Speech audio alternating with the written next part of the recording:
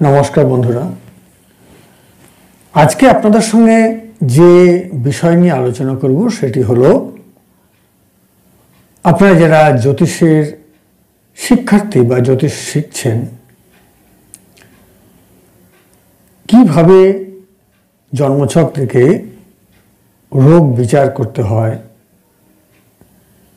কোন ভাব থেকে কি রোগের ইঙ্গিত আমরা পেতে পারি। তৃতীয়ত, রোগ নির্ণয়ের সূত্রাবলী। আমি বলবো যে আমার ভিডিওগুলো যদি আপনারা সত্যি করে আগ্রহের সঙ্গে এবং খুব মন দিয়ে শোনেন বা দেখেন, আমি বলবো আপনারা অনেক বেশি উপকৃত হবেন, আশা করি, এটা আমার বিশ্বাস। তা আজকে আর কথা বাড়াবো না, এবার আমি বিষয়ের গভীরে প্রবেশ করবার চেষ্টা করছি। দেখুন, জ্যোতিষশাস্ত্রের একটি জন্মছক নিয়ে বিচার করতে গেলে, রোগ নির্ণয় করতে গেলে আপনাকে প্রথমে তিনটি বিষয়কে মাথায় রাখতে হবে। প্রথম যেটি হলো সেটা হচ্ছে গ্রহ, অর্থাৎ ইংরেজিতে যাকে বলে প্ল্যানেট। রবি থেকে কেতু পর্যন্ত যে আমাদের গ্রহগুলো রয়েছে, প্রত্যেকটা গ্রহের তার চরিত্র অনুযায়ী বিভিন্ন রকমের পীড়া বা রোগ ব্যাধি কিন্তু প্রদান করে থাকে। এবার এই বিষয়টি আপনি কোথায় পাবেন? আমার ভিডিও থেকেও আপনি পেতে পারেন, বা গ্রহের কারকতা রয়েছে যেখানে, সেই সমস্ত জায়গাগুলো পড়েও আপনারা কিন্তু এই তথ্যগুলো পেতে পারেন।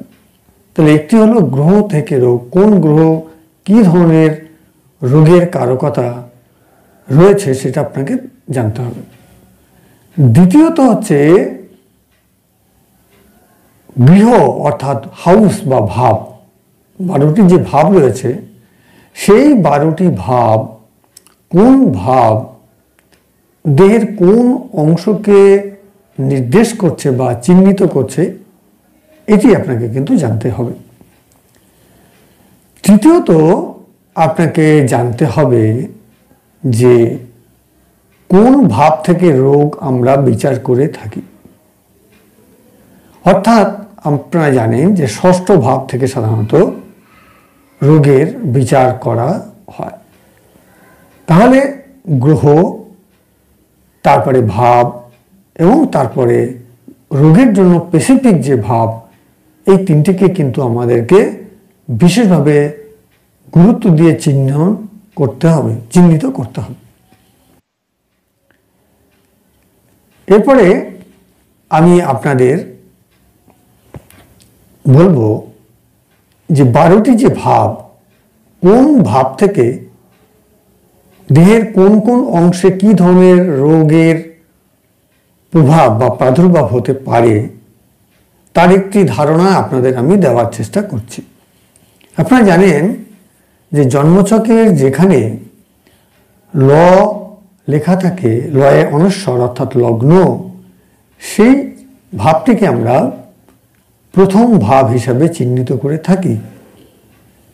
তাহলে লগ্ন ভাব থেকে কি ধরনের রোগ আসতে পারে?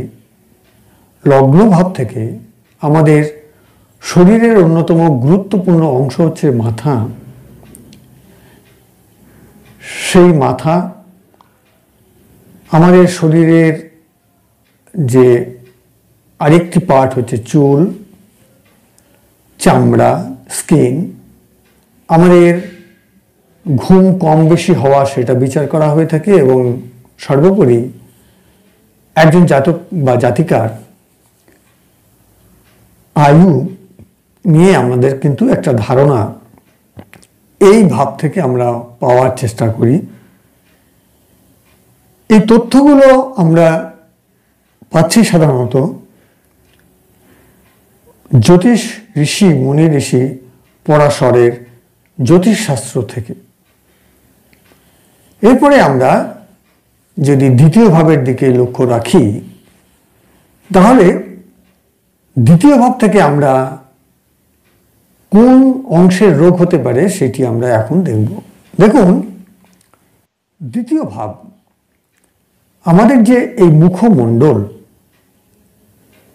তারপরে আমাদের ডান চোখ, তাহলে মুখমণ্ডল, ডান চোখ, নাক, দাঁত এবং টাং অর্থাৎ আমাদের জিহ্বা। এই যে শরীরের অংশগুলো আমি বললাম, এই সবগুলোই কিন্তু দ্বিতীয় ভাব থেকে আমরা চিহ্নিত করে থাকি। তৃতীয় ভাব অর্থাৎ থার্ড হাউস, এই থার্ড হাউস থেকে আমরা বিচার করব বিশেষ করে রোগের ক্ষেত্রে বাহু, আর্মস, এই যে আমাদের হাতের কবজি এবং কাঁধের নিচে যে অংশটা বাহু আপনারা জানেন, বিশেষ করে দক্ষিণ কান, গলা, কাঁধ, ঘাড় এবং এই যে আমরা নিঃশ্বাস প্রশ্বাস নিচ্ছি, ব্রিদিং, এটাও কিন্তু থার্ড হাউস বা তৃতীয় ভাব থেকে বিচার করা হয়ে থাকে। ফোর্থ হাউস অর্থাৎ চতুর্থ ভাব। চতুর্থ ভাব আমাদের নির্দেশ করছে ফুসফুস, লাং, হার্ট, চেস্ট, বুকের যে অংশটুকু আছে, রক্ত এবং মাইন্ড বা মন। মনের চঞ্চলতা, মনের অসুস্থতা, মেন্টাল ডিসব্যালেন্স হয়ে যাওয়া, মন খারাপ হয়ে যাওয়া মানেই হচ্ছে মনের উপরে থেকেই আমাদের অনেক কিছু নির্ভর করে। বেশি টেনশন হলে কি হতে পারে? সুগার বেড়ে যেতে পারে, ব্লাড প্রেশার হাই হয়ে যেতে পারে। তাহলে মনের ব্যাপারটা মানসিক ডিসব্যালেন্স অর্থাৎ পাগল হয়ে যাওয়ার একটা সম্ভাবনা থাকে। তাহলে ফোর্থ হাউস থেকে এই দিকগুলোকে আমাদের বিচার করা হয়ে থাকে। আপনারা যখন রোগ বিচার করবেন, ফোর্থ হাউস যখন দেখবেন, তখন ফোর্থ হাউস হচ্ছে এই পার্টগুলোকে আমাদের নির্দেশ করছে। পঞ্চম ভাব। পঞ্চম ভাব আমাদের শরীরের একটি গুরুত্বপূর্ণ অংশ, সেটি হলো বেলি বা পেট, উদর, হৃদযন্ত্রের উপরিভাগ, পাকস্থলী, গল ব্লাডার, লিভার। এই যে অর্গান বা অংশগুলোর কথা বলা হলো, এই জায়গাগুলো কিন্তু আমাদের পঞ্চম ভাব থেকে বিচার করা হয়ে থাকে। এরপরে আমরা দেখব ষষ্ঠ ভাব বা সিক্সথ হাউস, পেটের নিচের অংশ অর্থাৎ নাভির নিচের অংশ, অ্যাবডোমেন, নাভি, হাড়, মাংস, এই যে অ্যাপেন্ডিসাইট হয়ে থাকে, এই অ্যাপেন্ডিসাইটের বিচারও কিন্তু আমরা ষষ্ঠ ভাব থেকে বিচার করে থাকি। একজন জাতক বা জাতিকা, তিনি হয়তো জন্মছক নিয়ে এলেন, তিনি হয়তো বললেন যে দেখুন তো আমার অ্যাপেন্ডিসাইডে কোনো সমস্যা হতে পারে কি না। তাহলে প্রথমেই আপনাকে ষষ্ঠ ভাবের দিকে কিন্তু নজর রাখতে হবে। কিডনি বা শরীরের কোনো টিউমার, এগুলো কিন্তু সিক্সথ হাউস থেকে বিচার করা হয়ে থাকে। দেখুন, এরপরে আসছে সেভেন্থ হাউস বা সপ্তম ভাব। আমাদের যে বৃহদান্ত অর্থাৎ এই যে এক কথায় বলতে গেলে পাচনতন্ত্রের যে অংশ, মলদ্বার, জরায়ু, মূত্র গ্রন্থি, সেক্সুয়াল অর্গান যেগুলো রয়েছে, মেয়েদের জন্য ডিম্বাশয়, ওভারি, তলপেট, অ্যাবডোমেন যেটা বললাম, নাভির নিচের অংশ, জননাঙ্গ, প্রোটেস্ট গ্ল্যান্ড, লিগামেন্ট, আমাদের কুচকি, যৌন ক্ষমতা, এই যে পার্টগুলো আমি বলছি, এই সবগুলোই কিন্তু বিচার করতে গেলে আমাদেরকে প্রথমেই সপ্তম ভাব বা সেভেন্থ হাউসটাকে কিন্তু আমাদেরকে দেখতে হবে বা ওখানে ফোকাস করতে হবে। এরপরে আমরা দেখব অষ্টম ভাব। অষ্টম ভাবের প্রধান অংশ হলো, দেখবেন অনেকের মলদ্বারে বিভিন্ন রকমের রক্ত পড়া, অশ্ব ভগনদ্বার এই যে হয়ে থাকে, তো এটা গুহ্যদেশ, পায়ুদ্বার, এই অংশে কিন্তু অষ্টম ভাব থেকে আমাদের বিচার করতে হয়। জটিল রোগ, ক্রনিক ডিজিজ, অস্ত্রোপচার, অপারেশন আদৌ হবে কিনা, এই জায়গাগুলোকে আমাদের কিন্তু এই জায়গা থেকে বিচার করতে হয়, অষ্টম ভাব থেকে আমাদেরকে বিচার করতে হয়। এরপরে নবম ভাব অর্থাৎ 9th হাউস। নবম ভাব থেকে নিতম্ব, উরু, হাড়, ধমনী, আমাদের যে ধমনী অর্থাৎ শিরা উপশিরা রয়েছে, সেই জায়গায় কোনো ডিসপুট আসতে পারে কি না, সেগুলো কিন্তু বিচার করতে গেলে আমাদের কিন্তু নবম ভাবকে অবশ্যই দেখতে হবে। এরপরে আমরা দেখব দশম ভাব। দেখবেন অনেকের অল্প বয়স হোক বা অনেক বেশি বয়সী হোক, হাঁটু বা মালাই চাকিতে অপারেশন করতে হচ্ছে, হাঁটু বা মালাই চাকিতে আঘাত পাচ্ছেন, হাঁটু বা মালাই চাকিতে নিয়ে বিভিন্ন রকমের সমস্যা হচ্ছে, আমাদের থাই বা জানুদেশ, এই যে অংশটা, এই দুটো পার্ট বললাম, এই দুটো পার্ট কিন্তু দশম ভাবকে আমাদের ইঙ্গিত করবে। এবার হচ্ছে 11th হাউস, একাদশ ভাব। আমাদের যে দুটো পা রয়েছে, আমাদের যে বাম কান রয়েছে, আমাদের যে থাই রয়েছে, এই পার্টগুলো, শরীরের এই যে অংশগুলো, এই অংশগুলোতে কোনো রকমের সমস্যা হবে কি না, সেটা দেখতে গেলে কিন্তু আমাদেরকে দেখতে হবে 11th হাউস। এবার হচ্ছে দ্বাদশ ভাব।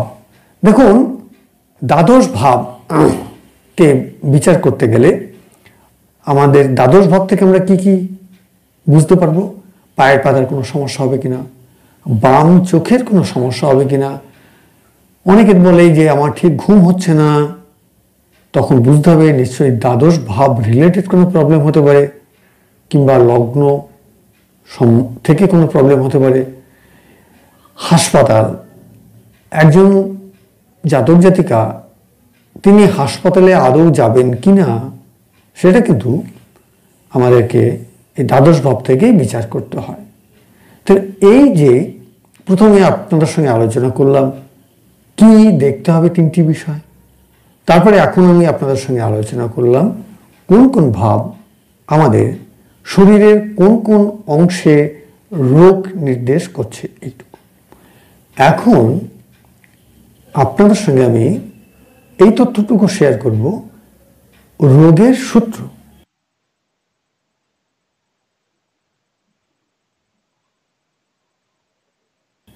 কোন কোন ভাবের সঙ্গে যুক্ত হলে পরে, তার সঙ্গে কোন গ্রহ যুক্ত হলে কি রোগ হতে পারে স্পেসিফিক্যালি, এটা আমরা কিন্তু এখন বিচার করব। সূত্রগুলো ভীষণ গুরুত্বপূর্ণ সূত্র। আপনাদের কাছে আমি অনুরোধ করব যে আপনারা খাতা পেন নিয়ে সূত্রগুলোকে লিখে রাখুন। বারবার যদি আপনারা ভিডিওগুলো দেখতে পারেন, তাহলেও কিন্তু আপনাদের সূত্রগুলো মনে থাকতে পারে। তো অনেকগুলো সূত্র বলবো, আপনারা কিন্তু খাতা পেন নিয়ে লিখে নিন। দেখুন, আজকে যে বিষয়টি নিয়ে আলোচনা করছি, জ্যোতিষের যে পাঠ, এটি কিন্তু জ্যোতিষ বিচারের একটি গুরুত্বপূর্ণ অংশ। এই বিষয়টিকে আমি বলবো, যারা জ্যোতিষ শিখছেন বা শিখতে চাইছেন, এই বিষয়টিকে কিন্তু আপনার খুব গুরুত্ব দিয়ে বিচার করা উচিত। আমার মনে হয়েছে যে দেখবেন অনেকেই জ্যোতিষ শিখছেন, কিন্তু অনেক কিছুই হয়তো তারা সেই জায়গা থেকে তারা তথ্য পাচ্ছেন, কেউ কেউ হয়তো পাচ্ছেন না। তা আমি বলবো যে যারা পাচ্ছেন না তাদের জন্য এটা একটা খুব ভালো প্ল্যাটফর্ম। আপনারা দেখতে থাকুন এবং খাতা পেন নিয়ে রেডি হয়ে যান। আমি এখনই আপনাদের সঙ্গে সূত্রগুলো বলতে থাকব। দেখুন, প্রথম সূত্র বলবো যে ডান চোখের রোগ ডান চোখের রোগ সেটি হবে কিনা আপনি কি করে নির্ণয় করবেন? প্রথমে দেখতে হবে যে লগ্ন, তার সঙ্গে ষষ্ঠ ভাব তো রোগের একটি জায়গা, ষষ্ঠ ভাব রোগের জায়গা, লগ্ন হচ্ছে জাতক জাতিকা নিজে। তো লগ্ন ভাবের সঙ্গে ষষ্ঠ ভাবের সম্পর্ক হলেই জাতক জাতিকা রোগাক্রান্ত হবে। এবার আমি এর আগে বলেছি যে দ্বিতীয় ভাব থেকে ডান চোখের রোগ হয়, তাহলে লগ্ন, ষষ্ঠ এবং দ্বিতীয় ভাব, তিনটে ভাবের সঙ্গে সম্পর্ক থাকতে হবে। এবং একটি প্ল্যানেট, সেটি হলো রবি, এই রবি কিন্তু ডান চোখকে ইঙ্গিত করে। তাহলে কি দাঁড়ালো সূত্রটি? যে লগ্ন, ষষ্ঠ প্লাস সেকেন্ড ভাব প্লাস রবি, এদের মধ্যে যদি একটি সুসম্পর্ক তৈরি হয় তাহলে আমাদেরকে ধরে নিতে হবে যে ওই জাতক বা জাতিকার কিন্তু ডান চোখের একটি সমস্যা তৈরি হতে পারে। এরপরে দ্বিতীয় সূত্র, বাম চোখ। দেখুন, প্রথমে কি বললাম? লগ্ন, তার সঙ্গে ষষ্ঠ ভাব, তাহলে জাতক জাতিকার সঙ্গে রোগ যুক্ত হলো। 12th হাউস হচ্ছে বাম চোখকে ইঙ্গিত করছে, তাহলে লগ্ন, ষষ্ঠ প্লাস 12th হাউস, তাহলে বাম চোখ ইঙ্গিত করলো, তার সঙ্গে চন্দ্র বাম নেত্রকে ইঙ্গিত করে। তাহলে এই কম্বিনেশনটা যদি কোনো জন্মছকে আমরা দেখি তাহলে আমরা ধরে নেব যে এই জাতক জাতিকার বাম চোখে রোগ হতে পারে। এবার কখন হবে? এর আগে আমি অনেক ভিডিওতে সেই নিয়ে আলোচনা করেছি যে দশা, অন্তর্দশা, প্রত্যন্ত দশায় যখন এরা কানেক্টেড হবে তখনই কিন্তু এই ধরনের ট্রাভেল এই জাতক জাতিকাকে কিন্তু দেবে। এবার থ্রট ক্যান্সার অর্থাৎ গলায় ক্যান্সার একজন জাতক জাতিকার হবে কি না আমরা কিভাবে সেটা দেখব। তাহলে আপনারা এতক্ষণ বুঝে গেছেন যে লগ্নভাবের সঙ্গে ষষ্ঠ ভাবের কিন্তু একটা সম্পর্ক থাকতে হবে। তাহলে গলা এই অংশটুকু হচ্ছে থার্ড হাউসের মধ্যে পড়ছে, তাহলে গলাটা থার্ড হাউস, তাহলে লগ্ন, ষষ্ঠ এবং থার্ড, তাহলে 1, 6, 3, তাহলে গলার রোগ আমরা চিহ্নিত করতে পারলাম। বুধ, মঙ্গল, শনি অথবা রাহু। বুধ কি হচ্ছে? আমাদের ষড়যন্ত্র। বুধ হচ্ছে নার্ভাস সিস্টেম, বুধ হচ্ছে সেন্স, তাই না? তাহলে আর মঙ্গল হচ্ছে ব্লাডকে ইঙ্গিত করছে, ক্যান্সারকে ইঙ্গিত করছে। শনি বা রাহু সেটাকে অনেক বেশি ক্রনিক্যাল করে দিচ্ছে। তাহলে এই তিনটি ভাব এবং প্ল্যানেট এদের মধ্যে যদি সংযোগ স্থাপন হয় তাহলে ক্যান্সার খুব কতটা পরিমাণে দানা বাঁধবে সেটা কিন্তু গ্রহের বলবত্তা, ভাবের বলবত্তার উপরে কিন্তু নির্ভর করবে। সবসময় সেটা যে খুব মারাত্মক আকার ধারণ করবে তা কিন্তু নয়। এরপরে হার্টের রোগ নিয়ে আমরা দেখব, যেটাকে আমরা খুব সহজেই পরিচিত যে স্ট্রোক হয়ে যাওয়া। হার্টের রোগ সম্বন্ধে আমরা স্ট্রোককেই বুঝি, বা হার্ট রিলেটেড যে কোনো সমস্যা হতে পারে, ঠান্ডা লাগাও হতে পারে। তাহলে প্রথম ভাবের সঙ্গে ষষ্ঠ ভাবের সম্পর্ক থাকতে হবে। এর আগে আমি আলোচনা করেছি যে চতুর্থ ভাব আমাদেরকে হার্টটাকে ইন্ডিকেট করছে, তার সঙ্গে যদি রবিও হার্টকে নির্দেশ করছে, তাহলে লগ্ন, ষষ্ঠ, চতুর্থ ভাব এবং রবি এদের মধ্যে যদি একটা জোরালো সম্পর্ক তৈরি হয় তাহলে আমরা সহজেই ধরে নেব যে এই জাতক জাতিকার কিন্তু হার্ট রিলেটেড কোনো রকমের সমস্যা হতে পারে। এরপরে আরেকটি হচ্ছে মাথার রোগ। দেখবেন অনেকের